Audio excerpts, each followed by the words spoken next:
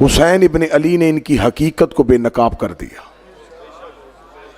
और हुसैन ने सिर्फ 10 मुहर्रम 61 हिजरी ही को बेनकाब नहीं किया, हुसैन आज भी बेनकाब कर रहा है।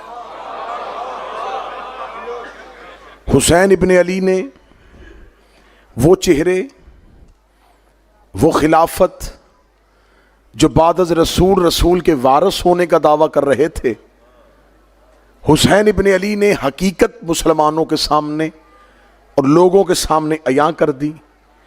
हुसैन इब्ने अली न लश्कर लेके आए थे, ना इरादा जंग से घर से निकले थे। हुसैन इब्ने अली ने महीनों में नहीं, हफ्तों में नहीं, लम्हों में खिलाफत को हमेशा के लिए ऐसा बेनकाब किया। हुसैन इब्ने अली ने हमेशा के लिए इस फतह को ऐसे अपने नाम किया।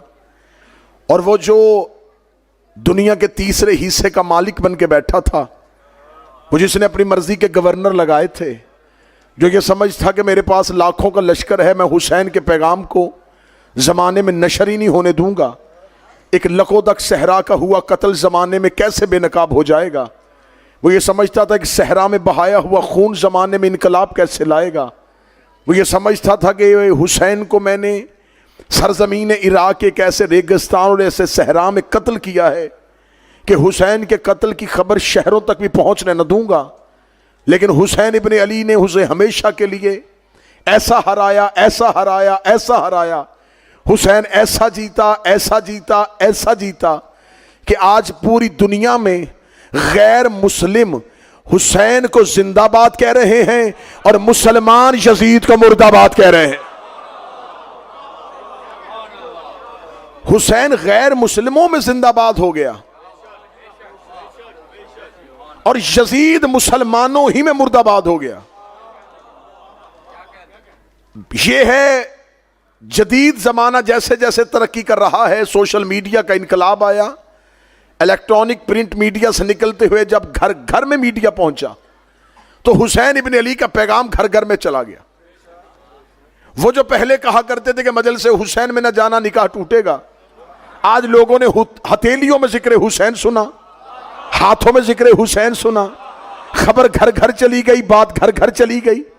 तो आज हर एक ने, जितने लोग बैठे हैं, यकीनन आप सोशल मीडिया देखने वाले लोग हैं, आज कोई गैर शिया भी है, आज की रात देख लेना, हर कोई अपना पैगाम ये लगाएगा, हुसैन ने दीन बचाया, हुसैन ने दीन बचाया, हुसैन ने दीन बचाया। कल जब यौम हुसैन पे मस्जिदों पे ऐलान होगा तो कहा जाएगा हुसैन ने दीन बचाया, हुसैन दीन बचा गए, हुसैन दीन बचा गए, हुसैन दीन बचा गए। आज शब अशूर का अल हैदर ट्रस्ट में पहला तारीख साल जुमला कहने लगा हो, तुमने हमेशा कई सालों से अपनी कौम के बच्चों को सिर्फ एक बात बताई है, वो भी अधूरी बताई है। मैं आज उस बात को मुकम्मल करवाने लगा हो। तुमने अपने बच्चों को कहा हुसैन दीन बचा गए, हुसैन दीन बचा गए, हुसैन दीन बचा गए। मैं तुमसे सवाल पूछना चाहता हूं, इस जुमले को मुकम्मल करो, किन से बचा के गए? हाथ उठाओ जो हुसैन के नौकर बैठे हो। तुमने ये बताया कि हुसैन ने दीन बचाया, ये नहीं बताया किन से बचाया। क्या दीन को ईसाइयों से खतरा था?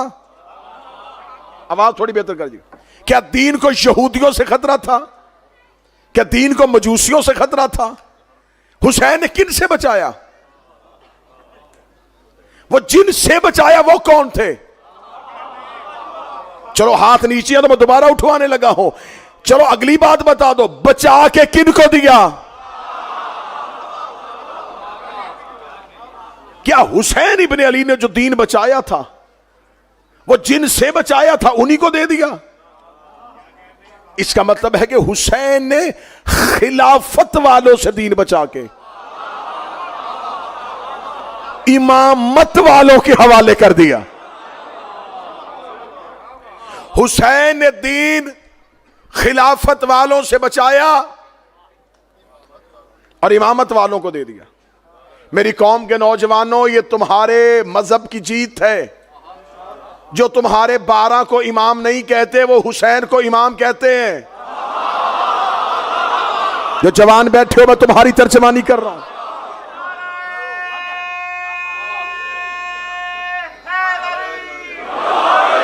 इमाम आली मकाम,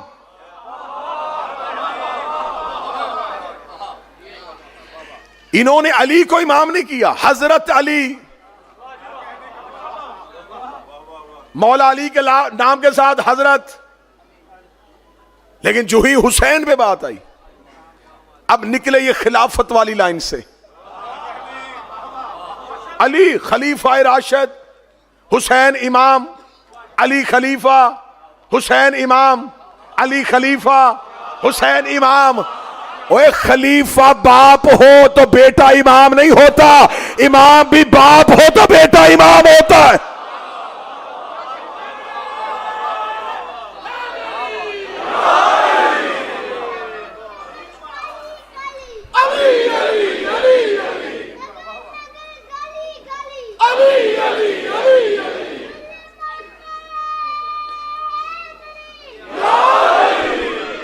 यार अल्लाहुम्मा सल्ली अला मुहम्मद वाले।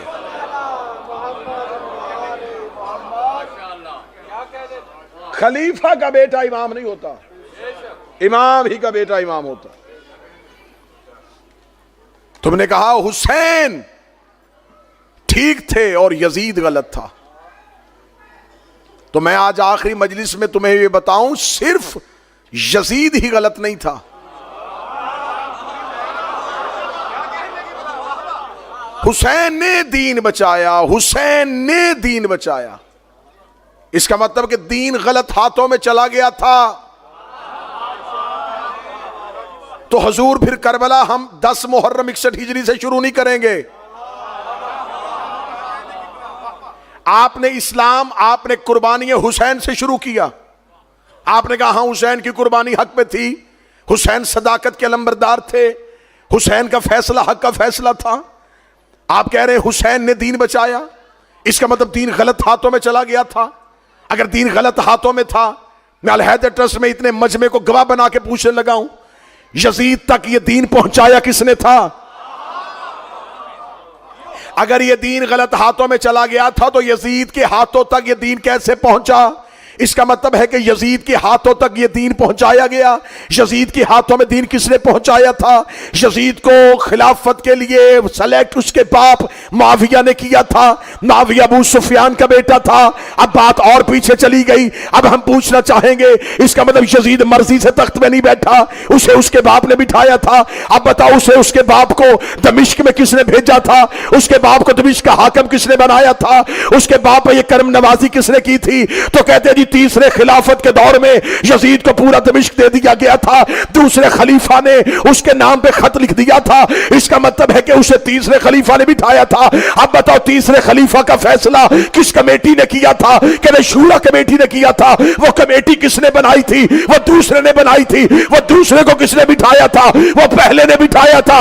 इसका मतलब है सिर्फ यजीद ही मुजरम नहीं था, जिसने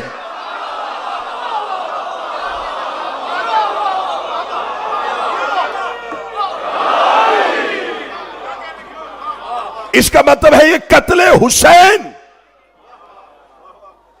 हुसैन का इल्जाम सिर्फ यजीद के सर पे नहीं, जिसने अपना अपना किरदार अदा किया, उन सब को कटहरे में लाना पड़ेगा।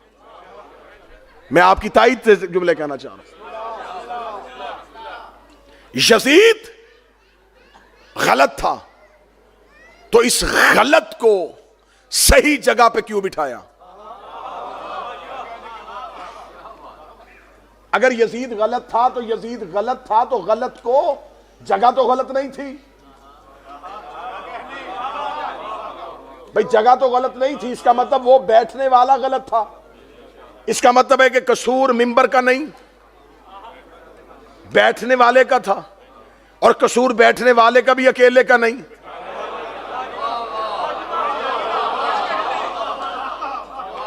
भाई दुनिया में ये असूल है कि इन्वेस्टिगेशन करने वाले कत्ल का सुराग लगाते हैं कि वजह क्या है, ये कत्ल हुआ क्यों था। 10 मुहर्रम 61 हिजरी करबला में कत्ल हुआ है, बताओ इस कत्ल की इन्वेस्टिगेशन रिपोर्ट कहां है?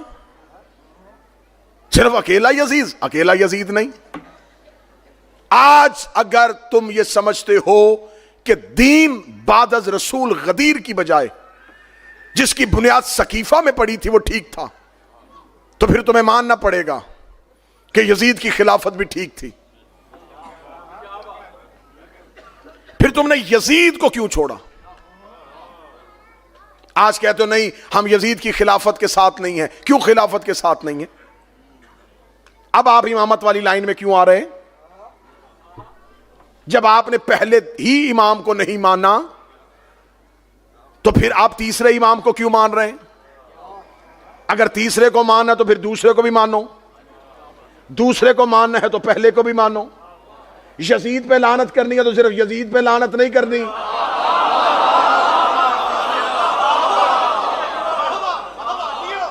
फिर बात तो पीछे की पीछे चलती जाएगी। मैं जिम्मेदारी के साथ लफ्ज कहने लगा हूं। आप हमें बताएं, ये जो यजीद तख्त पे बैठ गया था ये अपनी मर्जी से नहीं बैठा। आज मुसलमान कहते हैं देखे जी हम अब कल का 10 मुहर्रम का दिन होगा ना, आपको बड़े बड़े लोग जो हैं वो लिबास भी सियाह पहन सकते हैं, थोड़ी देर के लिए जुलूसों में शिरकत भी करेंगे। आप उनकी वीडियोस भी देखेंगे कि सबील लगा रहे हैं, लंगर पका रहे हैं, और ये 2-4 एक्ट करने के बाद हुसैनी होने का दावा कर देंगे। आप उनसे पूछेंगे हुजूर आप 10 मुहर्रम, जी हमसे ज्यादा इमाम हुसैन से मोहब्बत कौन करता? हमारे घर में बकायदा हलीम की देगे बनती हैं, हम सबील लगाते हैं, हम 10 मुहर्रम को रस्ते में पानी बांटते हैं। मैं जुमला कहने लगा हूं, जिंदा ज़हनों का खतीब हूं, देगे पकाने से हुसैन नहीं मिलता।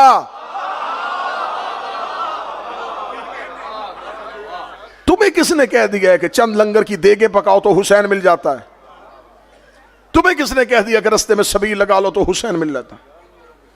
हुसैन को मानना है तो हुसैन के नजरिए को मानो। यजीद को छोड़ना तो सिर्फ यजीद को नहीं छोड़ना, उसके मुकम्मल नजरिए की मुखालिफत करो।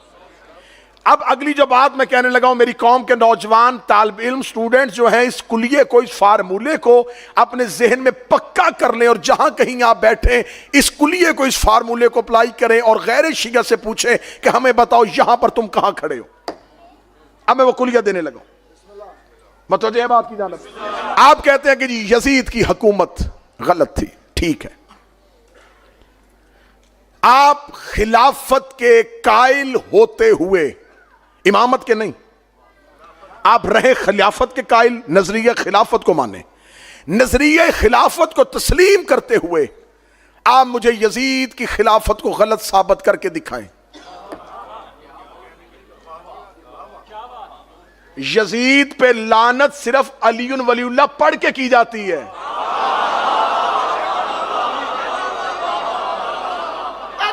मुंह उठा के यजीद पे लानत नहीं हो सकती। आप हमें बताएं अगर यजीद की खिलाफत गलत है तो आप मुझे बताएं आपके पास यजीद की खिलाफत की गलत होने की दलील क्या है? क्यों? मैं सवाल करने लगा हूं और अपनी कौम के बच्चों के लिए एक रास्ता,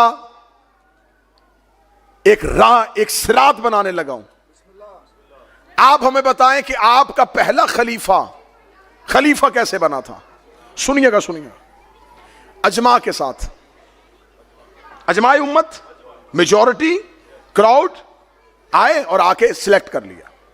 और आप आज तक इस बात पे पक्के हैं कि तुम शिया जो करना कर लो, हम इस खिलाफत को नहीं छोड़ सकते, हम इस निजाम के बनाए हुए खलीफा को तस्लीम करते हैं जो इजमाए उम्मत से बने। हमने आपके सामने कुरान पढ़ा, आप नहीं माने, हमने हदीसें पढ़ी, आप नहीं माने, हमने आपकी मिन्नतें की, भाई मान जाओ ये तरीका ठीक नहीं था, आपने कहा नहीं हम इसी नजरिए के कायल हैं। अजमाए उम्मत के साथ ये फार्मूला तय पा गया है, ये सदर इस्लाम से तय पा गया था, ये इस्लाम की इब्तिदा से तय पा गया था, रसूल के बाद ये फैसला हो चुका है कि उम्मत की मेजॉरिटी जिसे सिलेक्ट कर ले उसे खलीफा बना लिया जाता है। जब तुमने ये कुलिया बना लिया था, जब तुमने ये कानून पास कर लिया था, तो फिर तुम्हें इस पर रहना चाहिए। जबकि तुमने ये कानून बनाया है कि जिसे मेजॉरिटी खलीफा बना ले वो होता है। तो इस कानून का मुकम्मल इतलाक यजीद की खिलाफत पे हो रहा है, क्योंकि जिसे सिर्फ मदीने के 40 लोग खलीफा बनाए तुम उसे मान लेते हो, तो उसे तो दुनिया के तीसरे हिस्से से वोट मिल गया था। एक तरफ मदीने के 40 लोगों का बनाया खलीफा, एक तरफ दुनिया के 3 हिस्सों से वोट लेके बना हुआ खलीफा, तो फिर इसकी खिलाफत उस खिलाफत से ज्यादा मजबूत है। अगर आपका पहला खिलाफत का असूल ठीक है तो आपकी पहली खिलाफत के असूल के मुताबिक यजीद की खिलाफत ठीक है। आपने दूसरा खलीफा कैसे बनाया? पहला जाता हुआ दूसरे को नॉमिनेट करके चला गया था कि मेरे बाद इसे खलीफा मान लेना। आपने कहा जी हमारे पास ये असूल भी है कि अगर पहला खलीफा जाता हुआ किसी दूसरे का नाम दे जाए तो वो खलीफा हो जाता है। तो यजीद के पास ये असूल भी था, उसे उसका बाप जाता हुआ नॉमिनेट कर गया था, उसके बाप ने उसका ऐलान कर दिया था कि मेरे बाद ये होगा। इसका मतलब तुम्हारी जो दूसरी खिलाफत का असूल है वो भी यजीद के पास है। तुम्हारे पास तीसरा खलीफा कैसे बना था? शूरा कमेटी से 6 बंदों की कमेटी थी, उन्होंने बंद कमरे में मीटिंग करके कुर्रा नाम का निकाल दिया था और तुमने कहा हां ऐसा खलीफा हो जाता है। अगर ऐसा हो जाता है, तुमने 6 बंदों की कमेटी का बनाया खलीफा मान लिया, उसने 18,000 मुफ्तियों से फतवा लिया है। यजीद को छोड़ना इतना आसान नहीं होगा तुम्हारे लिए। हम अब यहां पर जब तुमने देखा कि पांव भारी हो रहा है तो तुम हुसैन के कैंप में आ रहे हो। अब हम भी तुम्हें नहीं आने देंगे, अब हम भी दरवाजे पे खड़े हैं। अब आप हमें बताएं कि आप हुसैन के हामी बनना चाहते हैं। आप कहते हैं हम जल्दी जल्दी हुसैन के कैंप में आ जाएं क्योंकि उधर बहुत ज्यादा लानत इकट्ठी हो रही है, तो अब हमें हुसैनी हो जाना चाहिए, अब हमें हुसैन के कैंप में आ जाना चाहिए। अब तुम हुसैन के कैंप में नहीं आ सकते, हम तुम्हारा इस्तकबाल करेंगे, हम दोनों हाथ फैला के तुम्हें सीने से लगाएंगे, लेकिन अगर तुम हुसैन के नजरिए को तस्लीम करके आओगे, लेकिन अगर तुम अपनी जान बचाने के लिए, अपने आप को लाने से बचाने के लिए हुसैन के कैंप में आ रहे हो तो ऐसे तो हम भी नहीं आने देंगे। अगर आप आ ही रहे हैं तो आप हमें बताएं कि आपके पास ये तीनों खिलाफत के असूल हैं और ये तीनों खिलाफत के असूल यजीद के पास हैं। इसका मतलब है अगर अजमा से बना खलीफा ठीक होता है, यजीद के पास अजमा था, नामजद करने वाला खलीफा ठीक होता है, यजीद के पास नामजद था। अगर आपके पास शूरा कमेटी वाला खलीफा होता है, यजीद के पास कमेटी का फैसला था, तो आज आप कैसे कह रहे हैं हुसैन सही है यजीद गलत है, हुसैन सही है यजीद गलत है, हुसैन सही है यजीद गलत है? अगर हुसैन सही कहना है तो बात पूरी करनी पड़ेगी। हुसैन सही है, अजमा गलत है, हुसैन सही है, नामजद करना गलत है, हुसैन सही है, कमेटी गलत है, तुम्हें आखिर में मानना पड़ेगा गदीर सही है, सकीफा वाला